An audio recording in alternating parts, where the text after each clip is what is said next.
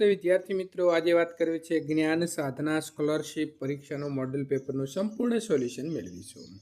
મિત્રો, તમે આની અંદર 25,000 જેટલીની સહાય મેળવી શકો છો અને એ પહેલાં ચેનલની અંદર પ્રથમ વખત આવ્યા છો, આ પ્રકારના પેપર સોલ્યુશન મેળવવા માગો છો તો ચેનલને હમણાં જ સબસ્ક્રાઈબ કરવા નમ્ર વિનંતી છે.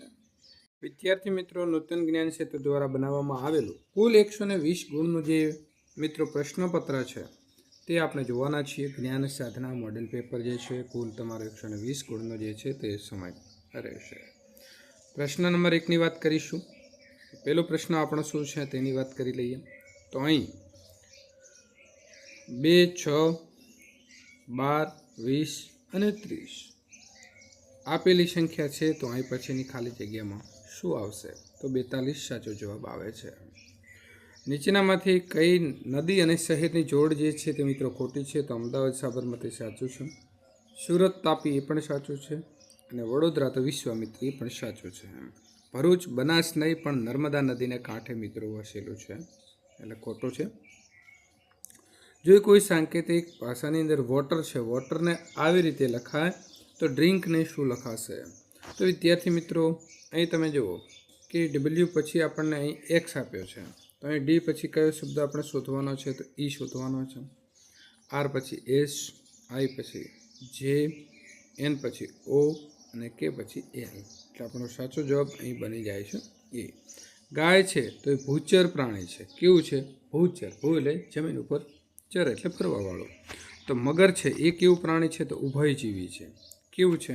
ઉભયજીવી છે. 5 વાગે ઘડિયાળના કલાકના કાંટા અને મિનિટ કાંટા વચ્ચે બનતા ખૂણાનું માપ શોધો. તો 5 અહીં છે, આવી રીતે જે છે મિત્રો ખૂણાનું માપ બને છે. તો આ બાજુનું ખૂણાનું માપ આપણે શોધીએ તો 150 અંશ આવશે. નીચે આપેલા મુખ્ય શબ્દના મૂળાક્ષરોના એકથી વધારે વખત ઉપયોગ કરીને કયો શબ્દ છે તે બનાવી શકાય? તો સાચો જવાબ અહીં આવે છે મિત્રો ડી. આ પ્રકારનો જે શબ્દ છે તે આપણે વધારે વખત શબ્દનો ઉપયોગ કરીને બનાવી શકીએ છીએ. શીખ છે તો એ ક્યાં જશે? તો ગુરુદ્વારાની અંદર પોતાના આસ્થાનું કેન્દ્ર માનીને જશે. તો ખ્રિસ્તીઓ એવી રીતે ક્યાં જશે? તો ખ્રિસ્તીઓ છે તે ચર્ચમાં જશે. નીચેનામાંથી કઈ વેન આકૃતિ વિષય, ગણિત અને વિજ્ઞાન વચ્ચેનો સંબંધ દર્શાવે છે? તો મિત્રો જો વહેલો તો શું છે? વિષય છે. તો આપણે જોઈ લીધું કે આની આજુબાજુ જે છે આખો વિષય છે, અને એની અંદર 2 વિષયો આપણને ગણિત અને વિજ્ઞાન આપ્યા છે. એટલે સાચો જવાબ આપણો જે છે તે અહીં બની જાય છે સી. પ્રશ્ન નંબર 9. એડી, જીજે, એમપી, એસવી. તો એવી રીતે વિદ્યાર્થી મિત્રો આગળ વધતા જઈએ તો સાચો જવાબ આવે છે વાય બી. એટલે કે બી ઓપ્શન આપણો છે તે અહીં સાચો ઠરાય છે. પ્રશ્ન નંબર મિત્રો 10. જો ગઈકાલે શુક્રવાર હતો તો આવતીકાલ પછીના દિવસે કયો વાર હશે? તો સોમવાર હશે. ટીચર શબ્દના મૂળાક્ષરને અંગ્રેજી મૂળાક્ષરના ક્રમમાં ગોઠવતા સાચો જવાબ શું બનશે? તો વિદ્યાર્થી મિત્રો સી ઓપ્શન આપણો સાચો છે. પહેલો આવી જશે એ, ત્યાર પછી સી, બરાબર. પછી 2 ઈ છે તો બંને એ મૂકી દઈશું. ત્યાર પછી આવશે એચ, આર અને ટી પહેલો છે પણ સૌથી છેલ્લે જતો રહેશે.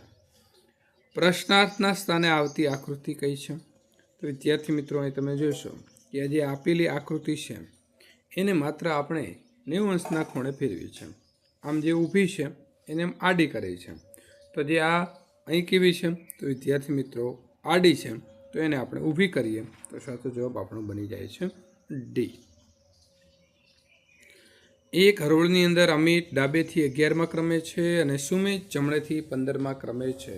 જો તેમની વચ્ચે 5 વ્યક્તિઓ હોય તો હરોળમાં ઓછામાં ઓછી કેટલી વ્યક્તિઓ હોઈ શકે? તો મિત્રો અહીં એનો 11મો નંબર છે અને અહીં 5મો નંબર છે, એટલે કે 15મો નંબર છે. આ ડાબી બાજુથી ગણે છે તો એ થઈ જાય છે 11મો, અને સુમિત જમણેથી 15મા ક્રમે છે. એમની બંને વ્યક્તિ એટલે કે બંને અમિત અને સુમિતની વચ્ચે 5 વ્યક્તિઓ હોય તો કેટલા? વિદ્યાર્થી મિત્રો સાચો જવાબ આપણો અહીં બની જાય છે, તો બની જશે 19. એટલે 15મો નંબર એ છે ને 5 આ 20, 20માંથી 1 આપણે 2 બાજુ ગણતરી વખતે ધ્યાનમાં લીધો છે અને ઓછો કરી દીધો છે. 14ને રોમન અંકમાં કેવી રીતે લખાશે? તો મિત્રો એક્સ એટલે 10 અને આઈવી એટલે 4 એટલે 10 ને 4 14. સાચો જવાબ આવે છે ડી. આકૃતિમાં ખૂટતો અંક શોધવાનો છે. તો અહીં મિત્રો 7 જે છે 7 દુ 14, 7 તરી 21 અને 7 પંચા 35 આપે છે. 10 દુના 20, 10 તરી કેટલા થશે? 5 તરી 15 અને 5 ગુણ્યા 5 એટલે 25. તો અહીં એવી રીતે કરવા જઈએ તો 8 પંચા કેટલા આવશે? 40.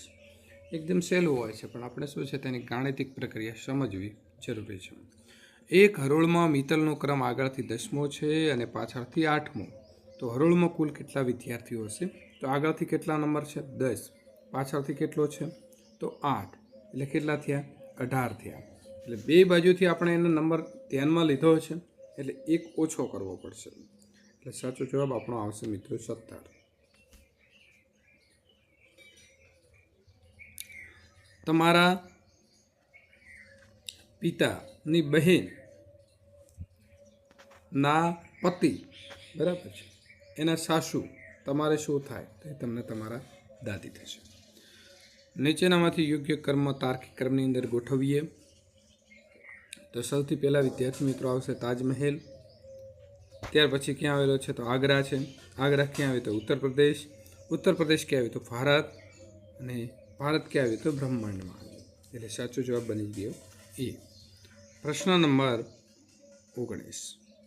અહીં આપણને પ્રશ્નાર્થ આપ્યો છે, તો એની અંદર મિત્રો કેટલો ફેરફાર થયો છે. આ ત્રિકોણ છે અને ગોળ છે, તો અહીં ઉલટ સુલટ થઈ ગયા છે. તો આપણે અહીં પણ ગોળ છે અને અહીં નીચે લઈ લઈએ.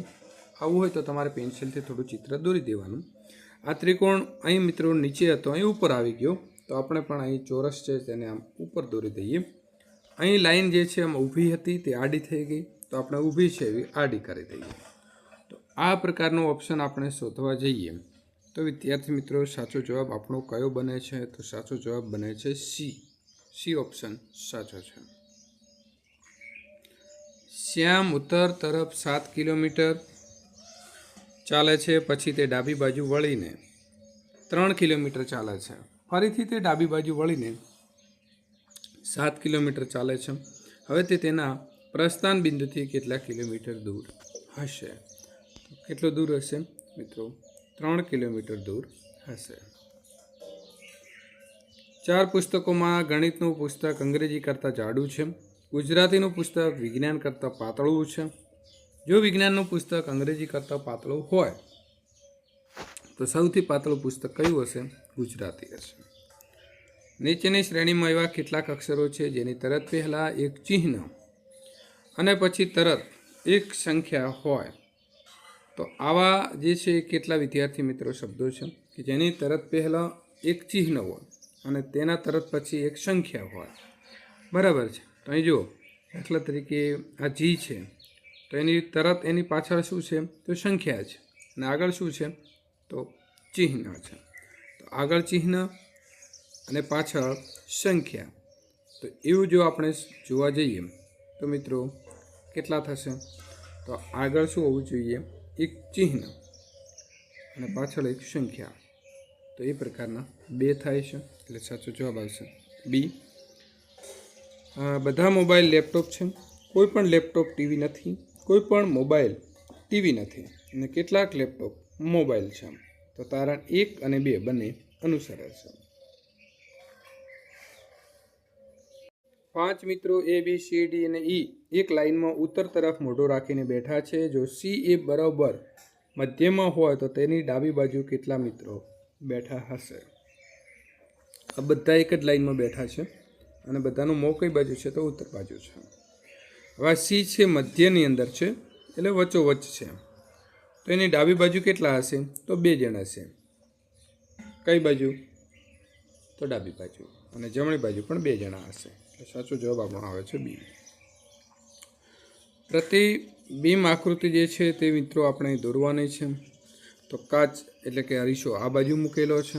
તો આને સીધું આપણે શું કરી દેવાનું છે? તો મિત્રો સીધું ડાબુ જમણી બાજુ લઈ જવાનો છે. એટલે સાચો જવાબ આવે છે અહીં બી. પ્રશ્ન નંબર મિત્રો 26. 5.5, 6.5, 7.5, 8.5 અને 9.5 સીધું આગળ વધતું જવાનું છે. જો કોઈ સાંકેતિક ભાષાની અંદર પેન છે એને મિત્રો 325 લખાય, તો TEN ને 425 લખાય. તો PET ને શું લખાય? તો P માટે આપણે શું લીધો છે? 3, તો 3 મૂકી દો. E માટે કેટલા લીધા છે? તો 2 લીધા છે. અને T માટે કેટલા લીધા છે? તો વિદ્યાર્થી મિત્રો 4. તો આ પ્રકારનો ઓપ્શન બીમાં સાચો થાય છે. તો જવાબ આવશે બી. બીજના પ્રકારના આધારે કયું જૂથ અલગ પડે છે? તો બાજરી જે છે તે અલગ પડે છે. બાકી બધા કઠોળમાં આવશે. વધુમાં વધુ કેટલા ચોરસ બનશે? તો વિદ્યાર્થી મિત્રો અહીં ચોરસ જે છે તે 9 બને છે.